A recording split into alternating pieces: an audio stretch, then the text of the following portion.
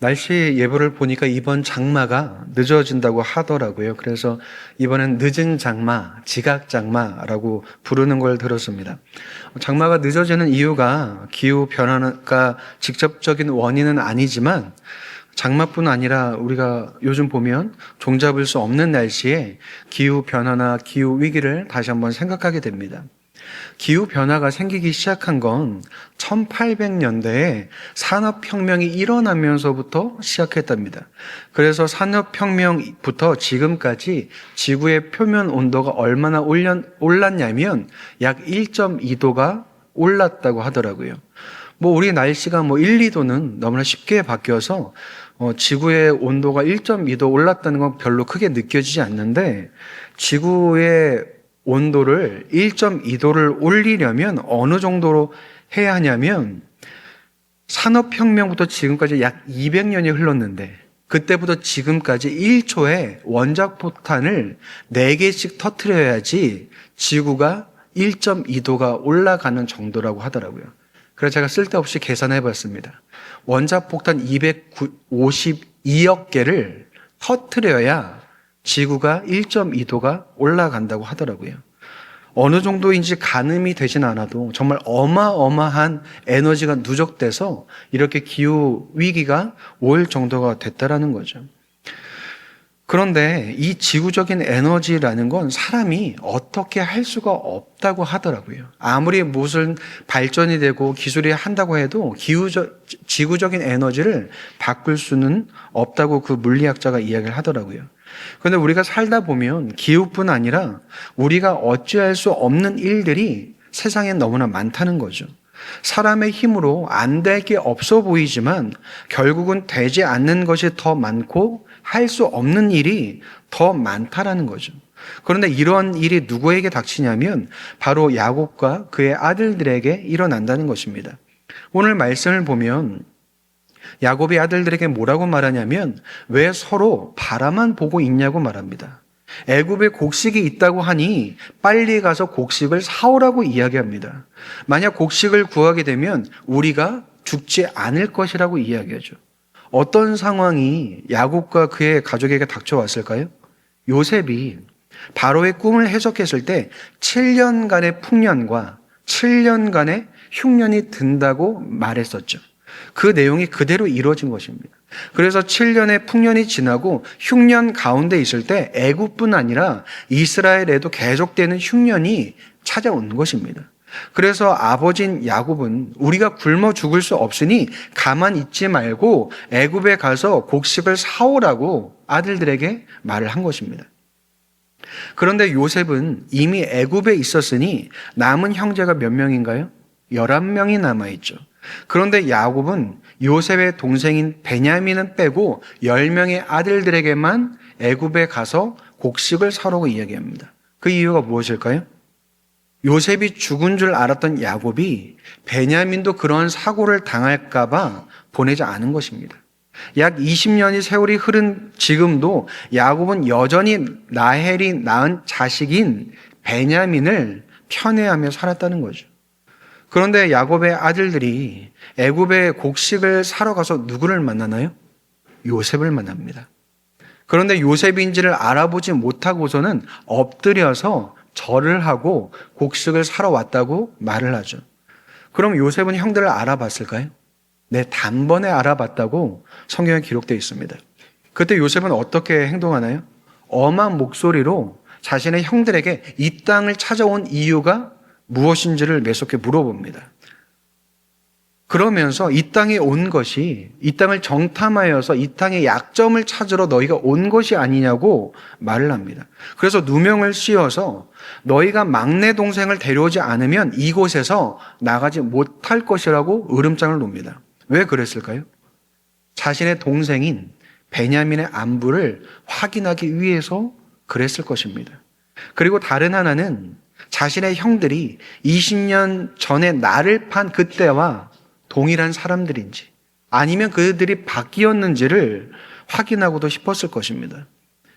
그래서 자신을 빼고 원래는 11명이 왔어야 되는데 베냐민을 제외한 10명의 형제가 왔으니 혹시나 형들이 자신처럼 베냐민을 죽이거나 팔아 넘긴 것은 아닌지 확인하고 싶었을 것입니다.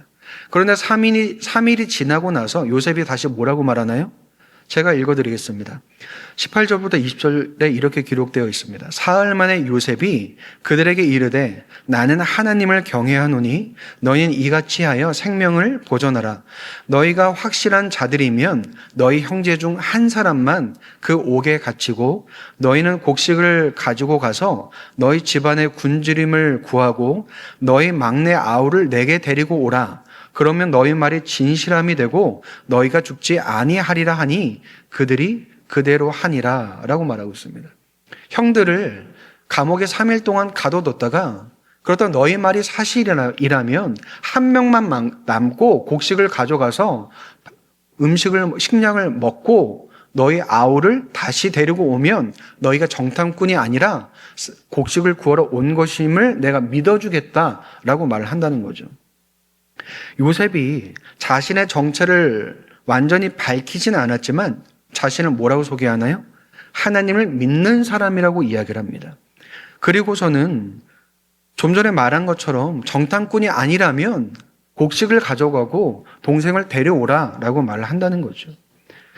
그런데 하나님을 믿는 사람이라고 말했다면 형제들을 감옥에 가두면 안 되는 것 아니냐라고 생각해 볼 수 있습니다. 형들에게 내가 요셉이라고 밝혔어야 하는 건 아닌가도 생각하게 됩니다. 또는 형제들을 용서해 줬어야 하는 게 아니냐고 생각할 수도 있습니다. 요셉은 거짓말을 하지 않았지만 솔직하지도 않았죠. 형제들에게 누명을 씌워서 3일 동안 감옥에 가둔 일은 틀린 게 아니냐고도 생각해 볼 수 있습니다. 만약 여러분이 요셉이라면 어떻게 했겠습니까? 나를 죽이려고 했다가 다른 나라 사람들에게 돈을 받고 팔아 넘긴 형제를 20년에 만난다면 내 자신이 누구인지를 밝히고 그들을 반갑게 맞이하고 용서할 수 있었을까요? 그건 쉬운 일이 아니라는 거죠. 형제들이 나를 죽이려 했고 돈에 팔아 넘겨서 지금까지 얼마나 수많은 고통과 수모를 겪어왔는지를 생각하면 바로 형제들에게 복수를 한다고 해도 할 말이 없을 정도로 요셉은 처절하게 살아왔습니다. 그런데 요셉은 형제들에게 복수하나요? 복수하지 않습니다. 베냐민의 안위를 묻고 형제들이 어떠한 사람인지를 살펴보죠. 그런 요셉의 행동에 형제들이 어떤 반응을 하나요? 21절에 이렇게 기록되어 있습니다. 그들이 서로 말하되 우리가 아우의 일로 말미암아 범죄하였도다. 그가 우리에게 애걸할 때에 그 마음의 괴로움을 보고도 듣지 아니하였으므로 이 괴로움이 우리에게 임하도다 라고 말합니다. 20년 전에 자신들이 저지른 잘못을 반성하기 시작합니다. 그때 요셉을 팔아 넘긴 일로 지금 자신들이 이렇게 되었다고 말을 하기 시작하죠. 그때 요셉이 괴로워하는 것을 보고도 우리가 듣지 않고 그를 구해주지 않아서 우리가 지금 감옥에 갇히게 되었다고 말을 한다는 것입니다. 여러분, 그들에게서 이런 반응이 나타난 이유가 무엇일까요?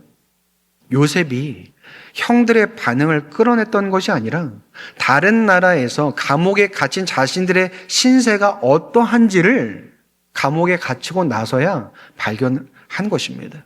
그래서 20년 전에 타국에 팔려간 요셉이 힘들었을 거라는 걸 이제야 뒤늦게 이해하기 시작했다는 거죠. 그동안 요셉의 형들이 요셉을 잊고 살았는지 아니면 가슴에 두고 후회하고 살았는지는 자세히 알 수가 없습니다. 그러나 요셉과 비슷한 상황 전부가 아니라 3일이라는 아주 짧은 시간에도 불구하고 자신들이 요셉에게 얼마나 큰 잘못을 하고 죄를 저질렀는지를 드디어 깨닫게 됐다는 거죠. 그래서 요셉의 마음을 이제야 헤아릴 수 있게 되었다는 것입니다.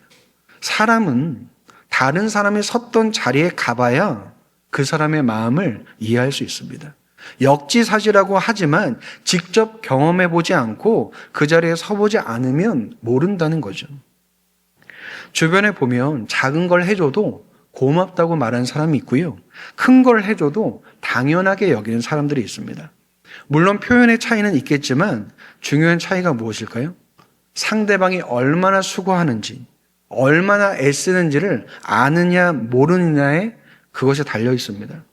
우리가 보통 주변에 무언가를 잘하는 사람이 있으면 그 사람은 그 일을 쉽게 잘하니까 그 사람에게 부탁하는 것을 별일 아니라고 생각하고 쉽게 하는 경우가 종종 있습니다. 제가 어떤 분에게 듣게 된 이야기인데, 고객이 전등을 교체해달라고 연락이 와서 직접 하면 좋겠다고 말씀을 드렸답니다. 그랬더니 자기는 할 줄 모른다고 해서 그래서 견적을 내서 알려주었더니 전등 하나 가는데 10,000원만 받으면 되지 뭘 이렇게 많이 받냐고 하면서 안 받았다는 얘기를 저한테 해주시더라고요. 만약 내가 회사를 다니거나 공장을 다니는데 그 일하는 걸 하루 빼서 10,000원 받고 다른 집 가서 전등 갈아줄 수 있을까요? 그럴 수 없다라는 거죠. 왜 그런가요? 그냥 일하는 게 나한테는 더 이익이 되기 때문에 그렇습니다. 그런데 10,000원 받자고 회사 일이나 직장 일을 멈추고 가서 다른 사람 전등 가는 일을 도와줄 수는 없다라는 거죠. 그런데 그런 게 가능한 상황이 있죠. 어떤 상황일 때 가능할까요? 가족이거나 가까운 관계일 때는 가능합니다. 왜 그럴까요? 그러한 관계는 계산하지 않기 때문에 그렇다는 거죠. 그렇다면 그 외의 관계에서 다른 사람의 수고를 쉽게 요청할 수도 없고 요청해서도 안 된다는 거죠. 그리고 누군가의 수고가 있다면 작더라도 고마워하고 감사해야 할 줄 알아야 한다는 것입니다. 그렇다면 여러분, 이 모든 것이 가능한 때가 언제일까요? 다른 사람이 수고했던, 다른 사람이 애썼던 그 자리에 가보았을 때, 그 자리를 경험하게 되었을 때 비로소 가능하다는 거죠. 하나님께서는 요셉의 형제들이 감옥에 갇힌 사건을 통해서 일하십니다.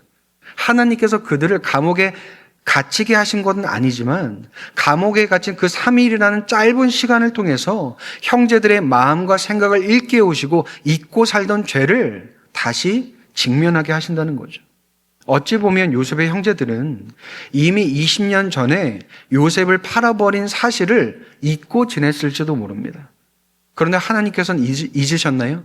잊지 않으셨다는 거죠. 그리고 그들이 저지른 죄와 잘못 앞에 서게 하신다는 거죠. 그래서 하나님께서 요셉의 형제들을 벌 주시는 것일까요? 그렇지 않습니다. 오히려 그 잘못으로부터 돌이키게 하시고 회개하게 하신다는 거죠. 그래서 어떻게 바꾸실까요? 변하게 하신다는 겁니다. 보통 나이가 어릴수록 누구만 아나요? 자기만 알죠. 그런데 나이가 들수록 어떤가요? 자기만 아는 게 아니라 남을 알게 되고 헤아리게 됩니다. 그래서 아이에서 어른이 된다는 것은 단순히 나이가 든다는 게 아니라 나만 바라보는 삶에서 남을 함께 바라볼 수 있는 삶으로 바뀌어 간다는 거죠. 그런데 어른이 되어서도 여전히 나만 바라보고 사는 사람들이 많죠. 그때 그 사람이 하나님을 믿는 사람이라면 하나님께서는 어떻게 하시나요?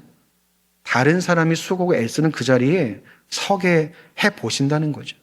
다른 사람을 헤아리고 돌아볼 수 있는 그 깊이와 넓이를 갖게끔 하신다는 것입니다. 그래서 동생을 판 철없는 요셉의 형들을 어떻게 하시나요? 이제는 철들게 하신다는 거죠.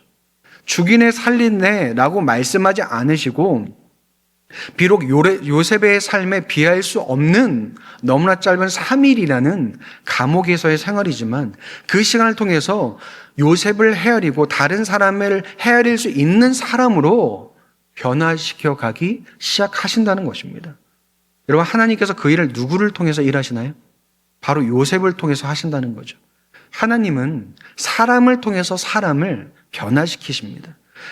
그래서 하나님은 요셉을 형제들을 정죄하는 도구로 사용하시는 것이 아니라 형제들을 돌이키고 변화시키는 통로로 사용하셨다는 거죠. 그런데 하나님께서는요, 오늘도 동일한 방법으로 일하신다는 거죠. 사람을 통해서 사람을 변화시키신다는 거죠. 우리도 사람을 통해서 변화시키신다는 것입니다. 그렇다면 과연 누구를 통해서 우리를 변화시키실까요? 바로 교회를 통해서 그 일을 하신다는 겁니다. 교회를 오래 다녔다고 해서 혹은 신앙생활을 오래 했다고 해서 저절로 다른 사람을 헤아리거나 돌아보는 것이 아니고 이해하는 것도 아닙니다. 여러분, 교회를 허락하셨다는 것은 내게 건물을 주셨다는 이야기가 아니라 지체를 주시고 공동체를 주셨다는 이야기입니다. 그렇다면 지체와 공동체를 통해서 어떻게 변화시키실까요? 지체를 헤아리고 공동체를 돌보는 책임과 은혜를 통해서 우리를 바꾸어 가신다는 거죠. 내 옆에 있는 지체를 헤아리고 돌보는 게 왜 내 책임인가? 라고 생각할 수 있습니다.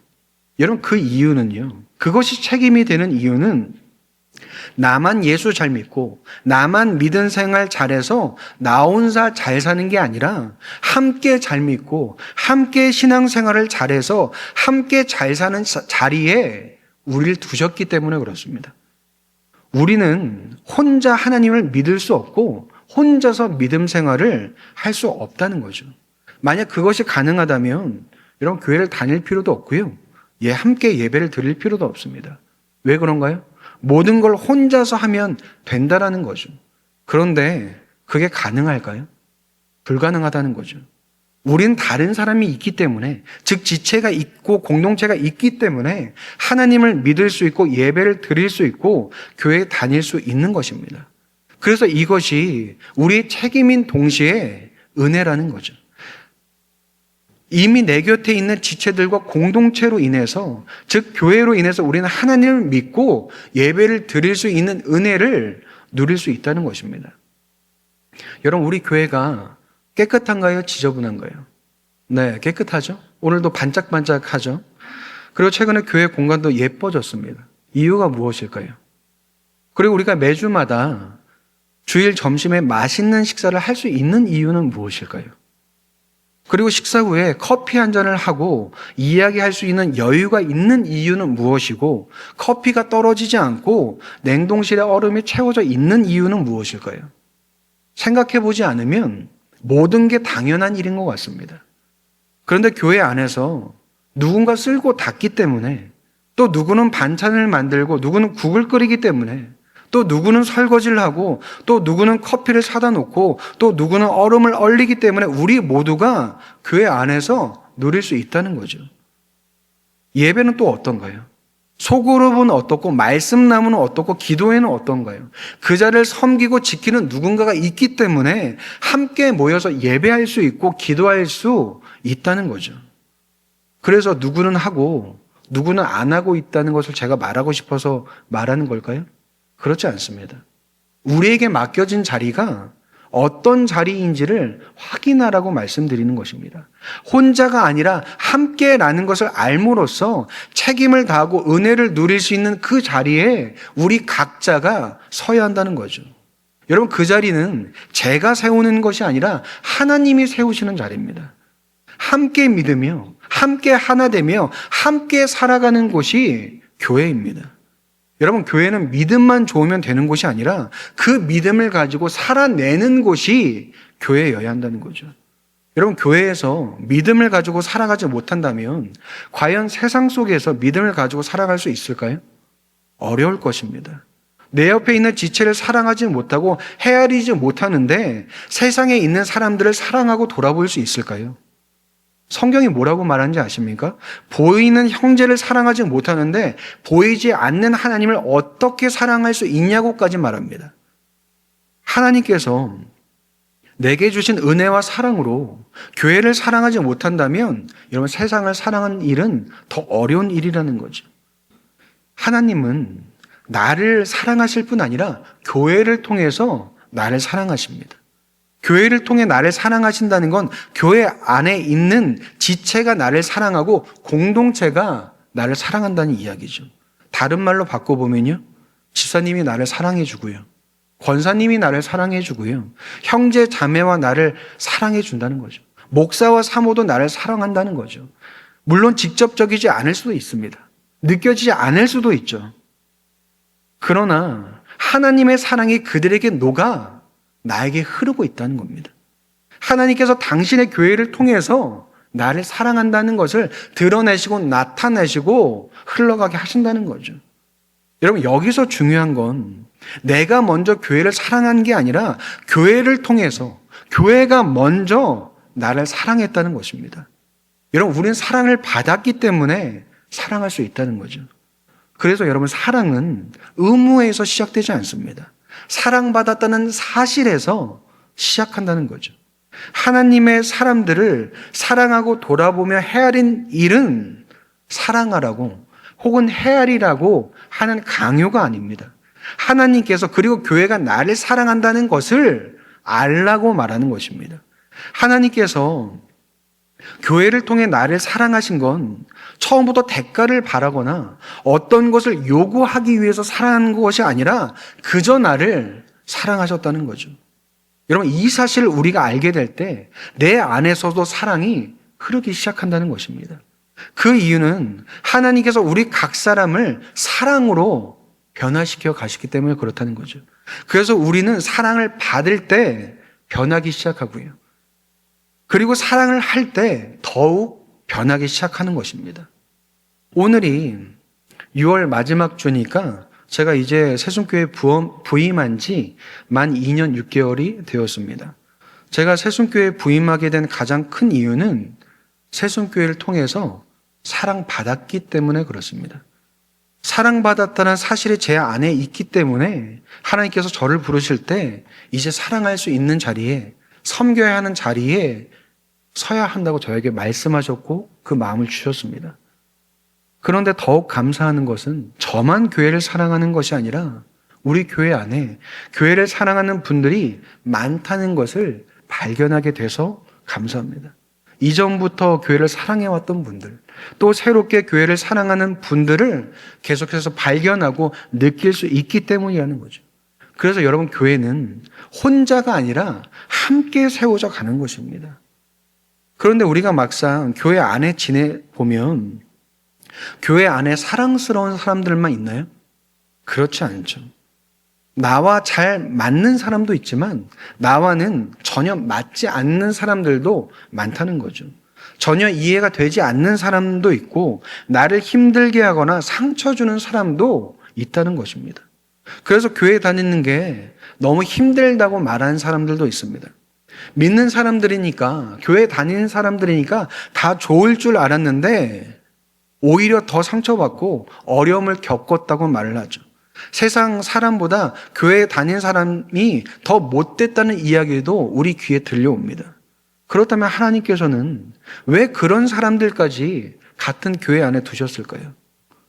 내가 받은 사랑으로, 내가 받은 은혜로 사랑스러운 사람만 사랑하는 것이 아니라 사랑스럽지 않은 사람까지도 사랑할 수 있도록 하시기 위해서라는 거죠. 사랑스럽지 않음에도 불구하고 하나님의 사랑을 받은 사람이 누구일까요? 바로 나라는 것입니다. 그래서 그 사랑을 배우게 하시고 그 사랑으로 나를 빚어 가신다는 거죠. 하나님은 사람을 통해 사람을 변화시키시죠. 요셉을 통해 형제들을 변화시키셨고 형제들을 통해 요셉도 하나님의 뜻을 더욱 이루어 가게 하셨습니다. 그래서 그 일을 지금은 교회를 통해서 하신다는 거죠. 그렇다면 여러분, 교회를 사랑하는 일은 거룩한 일입니다. 어떤 고상하고 성스러운 일이 아니라 예수님께서 나를 사랑하신 것처럼 예수님을 닮고 예수님의 사랑을 닮아가는 과정이라는 거죠. 쉽지 않은 일입니다. 때로는 쉽지만 때로는 너무나 어려운 일이 되기도 하죠. 그러나 내게 허락하신 지체를 품어주고 보살펴주는 시간과 과정을 통해서 하나님께서는 어떻게 일하실까요? 나를 빚어가시고 사랑받는 사람도 함께 빚어가십니다. 그래서 사랑하는 사람도 사랑받는 사람도 모두 다 함께 예수 그리스도를 닮아가게 하신다는 거죠. 지난날 자신들의 잘못을 뉘우치는 형들의 모습을 보면서 요셉은 자리를 피해서 울고 다시 돌아왔다고 이야기하고 있습니다. 만약 요셉이 형들에게 복수를 했다면 그런 시간과 그런 은혜는 경험하지 못했을 것입니다. 여러분, 우리는 사실 요셉 같다고 생각할 수 있지만 우린 요셉이 아니라 요셉의 형들과 더 닮아 있습니다. 우리는 우리보다 못한 사람을 사랑하기 힘들어하지만 사실 우리는 사랑을 주는 것보다 사랑을 받는 위치에 더 서 있다는 거죠. 이 사실을 기억해야 하는 것입니다. 나만 다른 사람들을 사랑한다고 생각하지만 오히려 다른 사람들이, 다른 지체들이 나를 사랑해 주는 경우가 더 크다는 거죠. 그래서 요셉은 시몬을 결박해서 가두고 다른 형들을 약속대로 풀어줄 뿐 아니라 곡식도 그들에게 줍니다. 그런데 곡식만 주었을까요? 그들이 곡식을 사려고 가져온 돈을 다시 그들에게 주었습니다. 그뿐 아니라 그들이 길에서 먹을 양식까지도 챙겨서 형들을 보냈다는 거죠. 그래서 그 형들이 애국을 떠나서 여관에 이르러서 나귀에게 먹이를 주려고 그 푸대를 풀었는데 무엇을 발견하게 되나요? 돈을 발견합니다. 자신들이 곡식을 사려고 가져간 돈이 그 푸대자루에 있던 것을 발견하고 기겁을 합니다. 그래서 이걸 곡식을 사려고 거기에 있어야 되는 돈인데 왜 이 돈이 여기 있냐고 하면서 하나님께서 도대체 이걸 통해서 어떤 일을 만드시려고 이런 일을 행하시는가 하면서 혼비백산이 되어 있죠. 이 장면이 무엇을 보여줄까요? 돈을 주고 요셉을 팔았던 형제들이 이제는 돈을 보고 기뻐하지 않는다는 사실을 보여줍니다. 이전 같았으면 우리에게 공짜 돈이 생겼고 곡식까지 생겼다고 기뻐했을지도 모릅니다. 그리고 이 돈은 시몬을 판 돈이니 어차피 우리한테 돈이 생겼으니 시몬이 죽든지 말든지 그를 찾으러 가지 말자. 우리가 오히려 찾으러 가면 우리가 죽임을 당할 수 있으니 이 돈을 가지고 우리가 살자고 말했을지도 모릅니다. 그런데 이제는 그 요셉의 형제들이 시몬을 생각하면서 애굽 사람들이 자신들이 돈을 받지 않았다는 사실을 알았다면 시몬도 구할 수 없고 자신들의 생명도 위협받을 것이라고 생각하면서 겁을 낸다는 거죠.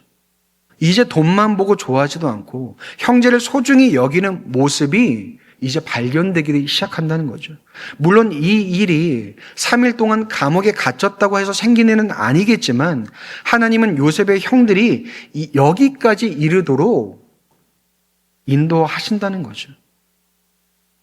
그래서 이 모든 일을 하나님의 계획 속에서 이루어내십니다. 어떤 계획인가요? 7년간의 풍년과 7년간의 흉년이란 때를 통해서 무지하고 철없던 그들을 그대로 두지 않으시고 12지파, 12지파에 합당한 사람들로 빚어가신다는 거죠. 가만히 있으면 굶어 죽을 수밖에 없는 상황 속에서 곡식을 사러 갔지만 다 같이 감옥에 갇혔다가 시몬을 두고 왔어야 했고 곡식 자루 속에 곡식을 사러 간 돈이 그대로 들어있는 것을 보면서 혼비백산하는 그들의 모습을 통해서 발견할 수 있다는 거죠. 여러분, 하나님은 요셉만 기억하시고 그의 인생만 다루시는 것이 아니라 형제들도 기억하시고 그들도 하나님의 뜻과 계획 속에 두시고 이끌어 가신다는 거죠. 겉으로 보기에는 고통이고 절망이고 두려움이지만 하나님께서는 그 시간을 통해서 하나님의 뜻과 계획을 이루시고 그들의 관계를 회복시키시며 그들 모두가 그들이 서야 할 합당한 자리에 세우시며 빚어 가신다는 거죠. 그렇다면 우리는 어떨까요? 우리에게도 동일하게 역사하신다는 것입니다. 여러분, 우리에게도 종잡을 수 없는 날이 찾아올지도 모릅니다. 그런데 우리가 이 자리에 새순교회라는 이름으로 함께 있다는 것은 이미 하나님의 뜻과 계획 속에 있을 뿐 아니라 하나님께서는 우리 각자가 서야 할 자리에 세우시고 빚어 가신다는 거죠. 그런데 그 일을 누구와 함께 하신다고요? 바로 교회와 함께 하신다는 거죠. 나 홀로 감당하면서 싸우는 것이 아니라 교회와 함께 살아가며 헤아리며 돌보며 사랑하는 그 자리에서 하게 하신다는 것입니다. 거기서 주님을 닮아가고 주님의 사랑을 배우게 하신다는 거죠.